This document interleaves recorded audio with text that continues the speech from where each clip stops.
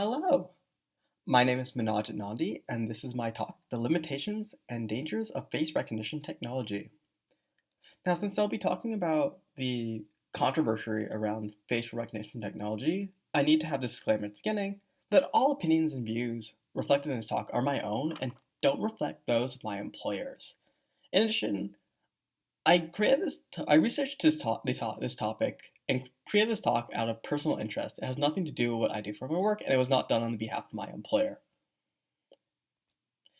So I came up with the concept of this talk last May, shortly after PyCon 2019 ended. I was interested in face recognition, and I was thought about giving this talk about the benefits and the potential dangers of face recognition. However, since May 2019 to now, let's see how face recognition has been in use. First, we start seeing certain cities, like San Francisco, issuing bans on face recognition technology by government and law enforcement individuals. And then other cities started following suit. Afterwards, we started having these congressional hearings about face recognition technology and its potential impacts on civil liberties. And then in an international sense, we started hearing about face recognition during the Hong Kong protests, that the Hong Kong police were using footage captured by surveillance towers to identify protesters and arrest them at their homes. And then certain countries such as France or India have started talking about using face recognition IDs or biometric IDs for all citizens of their country and the security and privacy concerns around that. And most recently, with COVID-19 and the global pandemic, some countries have started talking about how can we use facial recognition in order to identify individuals who have been violating shelter-at-home procedures, or how do we track patients who have tested positive for COVID to make sure that they are self-quarantining and not going out in public and potentially infecting other individuals. And beyond just surveillance, we also start seeing this rise of face analytics technology. The idea that we can sort of scan your face and tell something about what you are as a person. We can scan your face and say, you are high IQ, or you would make a good employee. Or on the other hand, we can scan your face and say, you're a criminal or a terrorist. And this is based on this very archaic pseudoscience called phrenology. The idea that the structure and shape of your brain sort of determines what kind of person you are. And phrenology was it promoted in the 1800s and early 1900s as a way to promote racism, that the brains of African individuals was different from these faces of Caucasian individuals, and thus there's sort of genetic determinism that if you have this type of face, you're going to be a criminal or terrorist, or if you have this other type of face structure, you're going to be a very successful politician or businessman.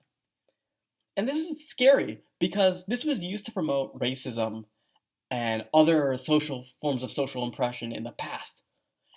But now that we wrap it around this technological mysticism of face analytics, startups are now able to package this and sell this to potential customers. And so now we are perpetuating racism and societal harms through the use of technology.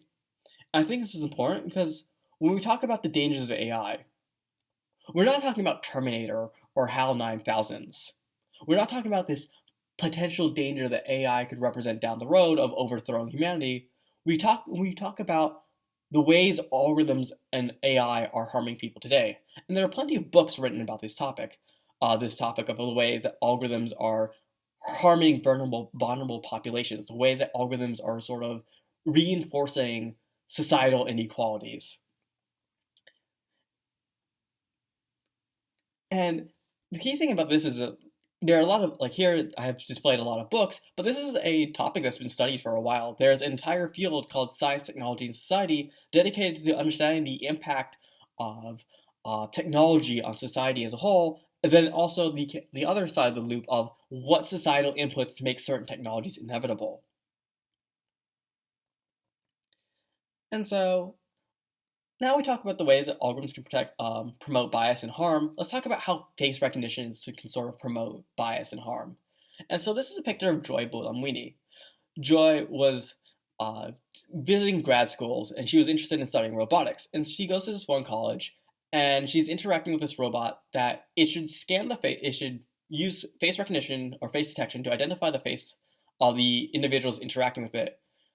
And so she tried to go up to this robot, and the robot couldn't detect her face. And it was not able to detect her face until she put on this white mask. And so now Joy has really dedicated her work as a grad student at MIT Media Lab in understanding the ways that face recognition sort of promotes these types of algorithmic biases. She also testified before Congress last June, I believe, about the dangers of face recognition and the way it sort of enforces societal biases. And so, based on Joy's experience with that robot that was unable to detect her face, she set out and created this study called Gender Safe, in which she audited multiple face analytics systems that are commercially available, such as Microsoft's face recognition system or IBM's face recognition system. And she took an intersectional process audit. She sort of evaluated these face recognition software on their performance on detecting the faces of white males, white females, black males, and black females. And I think this is very important because the way we usually talk about fairness in the algorithmic fairness in the algorithmic fairness literature is sort of like in these different categories in isolation. We usually talk about race or we talk about gender. We don't talk about the intersection of race and gender. And in her study, what she found is that these commercially available systems misidentify darker skinned women at a much higher rate, 20 to 35% compared to the other groups. So 20 to 35% higher like error rate on darker skinned women compared to lighter skinned males. And that's very alarming because if you were a data scientist and you trained a model and it had 60, 70% accuracy, you'd probably not be allowed on the test data, you'd probably be not allowed to put it in production. Yet these systems are commercially available. And so Joy and Timnit Gebru published the results of their work. They published the results of their audit, and it had a lot of impact. So so IBM saw the results. They saw how bad that they were doing on darker skinned women, and so they set out to correct this error. And they designed this diversity in faces data set, this data set of faces that represents people of different ethnic backgrounds. And they also produced this associated white paper about their commitment to AI principles for safe and fair machine learning. Google also produced something similar of like their own set of AI principles, and they set out to improve their face recognition software in order to work on darker skinned individuals as well. In addition, multiple federal bills, such as the Algorithmic Accountability Act or No Biometrics Barrier Act to Housing Act, so you can't use face recognition technology in public housing, also directly cite the gender state study. And some of the legislative bans passed by cities and states also represents this study. And last year there was this very big legal battle going on in Brooklyn, New York, where this Atlantic Plaza Tower, this apartment complex, was trying to install face recognition locks on this apartment complex that was primarily elderly black women. And so the tenants of this apartment complex did their research, they came across the gender shade study, and they realized, hey, face recognition technology is not good for darker skinned women, therefore it won't be good for us. And there's a serious risk that these women could be locked out of their apartment because the face recognition technology won't be able to detect their faces. And following gender shades, it sort of led to this rise of algorithmic audits of machine learning systems. Like, how can we identify biases within our machine learning systems? Well, we'll perform algorithmic audits. That's good and bad because how do you get a diverse data set is a very open-ended question. And what some companies were doing in order to build their own diverse data set were very unethical. So for example, that IBM diversity in faces data set was created by crawling the personal vacation photos of darker skinned individuals from like their vacation albums on Flickr. Google was doing something similar where they were paying darker black and brown individuals for their selfies, or they were using hiring specialists to go take pictures of homeless individuals in Atlanta, which is super dubious and highly unethical. And so Deb Raji and some of the original authors who worked on Gender Shades did this follow-up study of how can we do an ethically fair facial recognition system audit. And so what they did is they created this dataset celebset, which is a dataset using, as the name implies, using celebrity photos to create a dataset of white male celebrities, white female celebrities, black male celebrities, and black female celebrities. And so that you don't have this like privacy issue, that we don't have to worry about collecting and crawling and over surveilling black and brown individuals.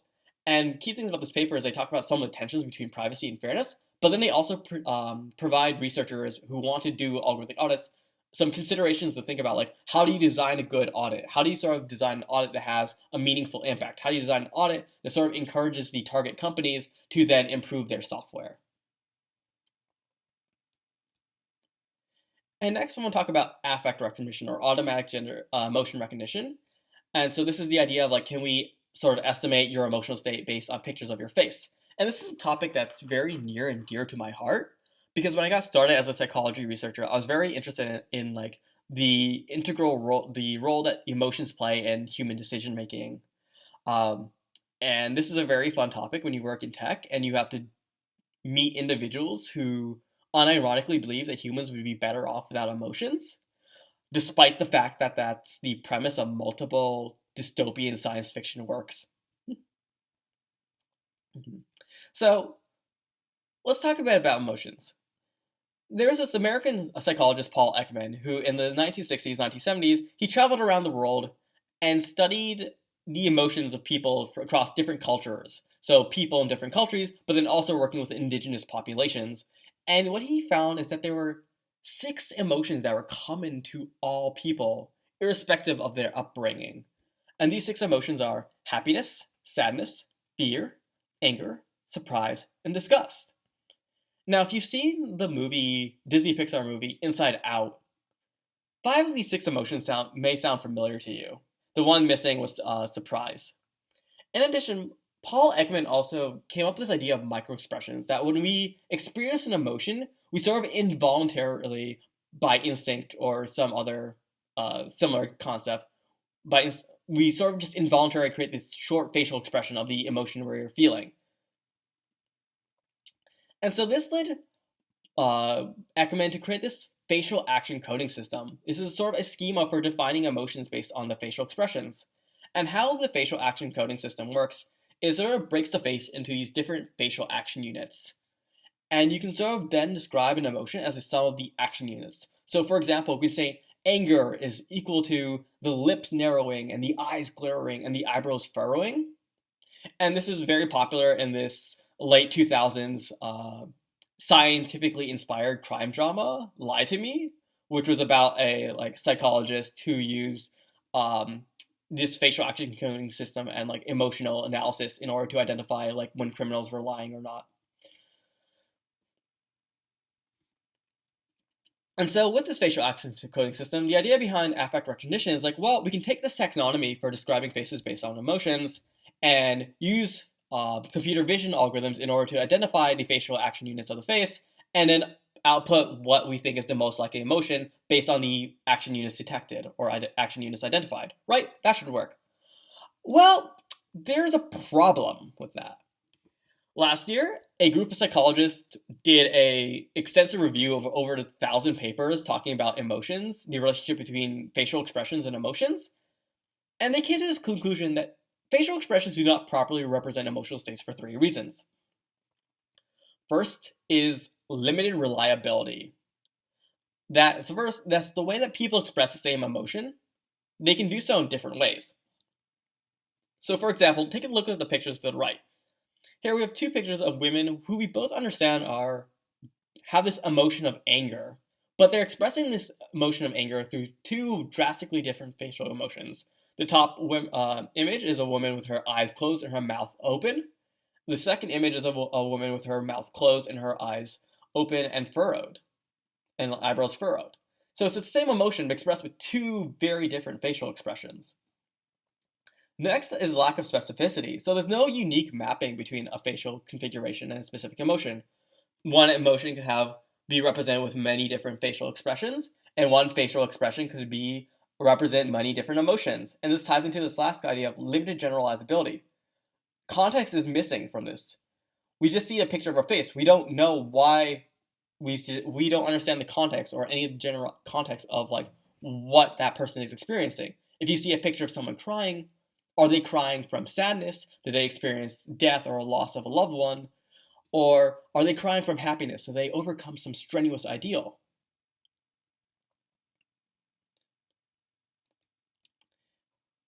Next, let's talk about how computers think about gender. And specifically, when I want to talk about gender recommendation systems, I want to talk about their implication of these systems on trans and gender non-binary individuals. And so here's a non-nice little picture here of like how do we use gender recognition systems?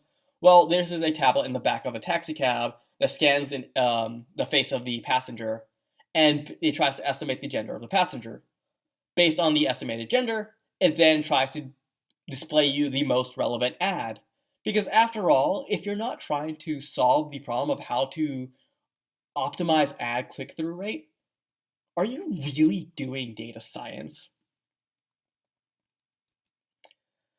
So in 2018, OSCEs conducted a literature review of these automatic gender recognition systems in the field of human-computer interaction.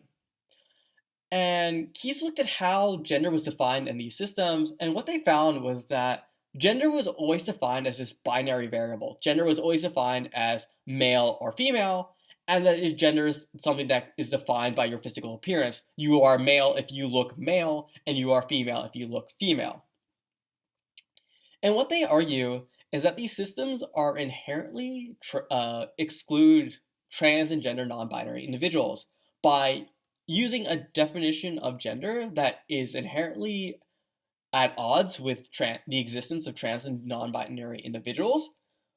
These systems will then perpetuate harms against them, and we see that, for example, 2 years ago, Uber had this issue where their driver verification software, the driver verification system, locked out trans and gender non-binary drivers. Basically, the drivers would upload a selfie of themselves every once in a while to Uber's database, just so that Uber can verify the person with this driver is who they say they are. And what would happen is it would lock out transgender drivers because they would have different facial structures before and after hormone replacement therapy. And so following up on Aus's work, 3 researchers at the University of Colorado performed the study of actually how well do these commercially available gender recognition systems perform on trans and gender non-binary individuals. And so I guess the relationship is that Oz's work sort of lays this theoretical framework that automatic gender recognition systems are inherently at odds with trans and gender non-binary individuals, and this work is sort of what is the empirical result, like how well do these systems perform in practice on these individuals. And so what they did is they gathered a data set of 2,400 images from Instagram representing 7 gender identities. So they crawled images with these 7 different hashtags of agender, genderqueer, man, non-binary, trans man, trans woman, and women. And so, for example, this is an image from the paper, and what they show is a picture of an individual with the agender hashtag, yet when run through the gender recognition system, it sort of says the individual in this photo is a female, or the individual in this photo is a young lady, thus misgendering the individual. And so in their audit of these gender recognition systems, what they found is that individuals with the trans man or trans woman hashtag were misgendered at a much higher rate, 10% to 30% higher error rate, compared to cisgendered individuals. And this is very important because these systems work without the consent of the individuals. They sort of scan your face based on like surveillance photos and then assign a gender label to you. And so these individuals could be misgendered against their will, and thus exposing them to emotional and physical harm. Finally, so we've talked about the limitations of facial recognition systems. We talked about how facial recognition struggles with race, how it struggles with emotions, and how it struggles with definitions of gender beyond the gender binary. So now let's talk about how these systems are used in practice, because we can't sort of separate the technology itself, bad technology, from bad use cases. And to tie in this idea of face recognition and governance, there's this very powerful op-ed by Kate Crawford of the AI Now Institute, where she calls for a moratorium on facial recognition technology in the US. And she has a statement that these tools are dangerous when they fail, and they're harmful when they work.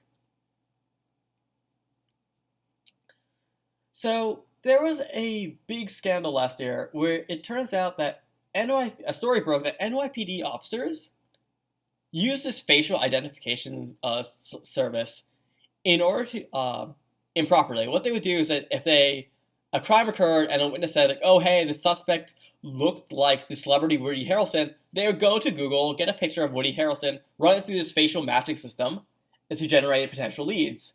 The system would spit out a potential match, and they would go and arrest that individual.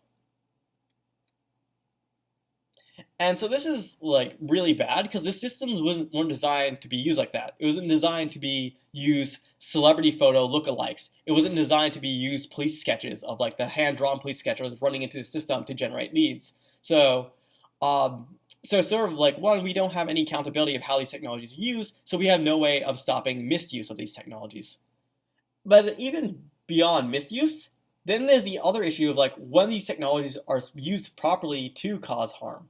So for example, in China, face recognition is used to track and detain members of the Uyghur Muslim population. The Uyghurs are a ethnically Turkish Muslim minority in China, and the Chinese government is using facial recognition to identify these individuals, round them up, and detain them in concentration camps. And this is a big issue because there's no international standards on how we can and cannot use facial recognition in biometric data. So states and nation states and other like government institutions are able to abuse this technology without any sort of accountability. And this is important because technology is a notion of power, and we have to think about the ways that technology is used. We as software developers, we need to think about the fact that our algorithms and the technology we build exist in the context of human systems. And I think it's important for us that when we design new tools, that we don't build technology that reinforces oppressive socio-political power inequalities. For example, there's been a lot of work of how can we make our facial recognition technology better at identifying the faces of black and brown individuals. Well, if you de-bias your technology and make it better at identifying black and brown individuals, and then you go sell that technology to ICE, an institution that I would argue exists primarily to brutalize communities of color, then all you've done is given them a tool to better harass and terrorize these populations. And one key thing about technology and power is that the technologists who build these tools are rarely the ones who experience the harms. They're really the ones on the receiving ends of the downsides of technology. Who builds these technologies? They're predominantly able-bodied white men. And who are the people who are most harmed by these technologies? Not able-bodied white men. And I think that's why diversity in tech and diversity in AI is very important, because it's the people in the room who decide how technology is used. It's the people in the room who decide what problems get to be solved with technology, and it's the people in the room who decide that AI and face recognition is the solution to the problem. And if there aren't diverse experiences reflected in the room, then we won't understand the different ways that face recognition could be misused or purposely used in order to harm or target members of with different life experiences. And one final thing, as when we talk about building technologies like facial recognition, before we talk about just how we build this technology and then how we devise this technology, before we even build it, we should ask ourselves this very important question: should we even be building these systems? And I think that's something very important going forward in this ethical AI and responsible AI space, is that we should be able to ask ourselves, is this technology worth building? Do we think, and if the answer is no, we shouldn't build this technology because we believe it could harm certain populations or hurt certain individuals, then we should not build it at all. And we're starting to see that now. we're starting to see Google employees and Microsoft employees staging walkouts to protest the fact that their employers are have accepted military contracts to build weapon systems that the software engineers don't approve of. We're starting to see Amazon employees staging walkouts to promote their company's impact on climate in order to promote for like more climate energy efficient data centers. And we're starting to see students protesting sign a pledge. Over 2,000 students across U.S. colleges have signed a pledge saying that they won't work for the company Palantir because Palantir builds surveillance software for ICE, and they don't want to build tools that are used uh, to harm these communities. And so, one key topic that's now emerging in responsible AI is how do we empower developers? How do we empower data scientists and engineers with this right of refusal? How do we allow data scientists and engineers to collectively organize and say, like, no, we will not build this technology because we believe it could cause serious harm? And so this draws from inspiration on governments and regulations. So think about the Kyoto Protocol or the Copenhagen Protocol, or the Kyoto Accords and the Copenhagen Accords, but then also management strategy. So what organizational structures would allow employees to feel safe in order to raise concerns without the fear of losing their jobs? And then also DevOps. So like if you build a system and you realize that, oh, well, after you deploy it, it's causing harm, how do you sort of take down that system very easily? And in the School of Research, we're hoping to design like common frameworks that will empower tech employees in order to internally protest any projects they feel could have devastating effects on society. And so that's my talk, and here are all the works I cited, and I hope you enjoyed it.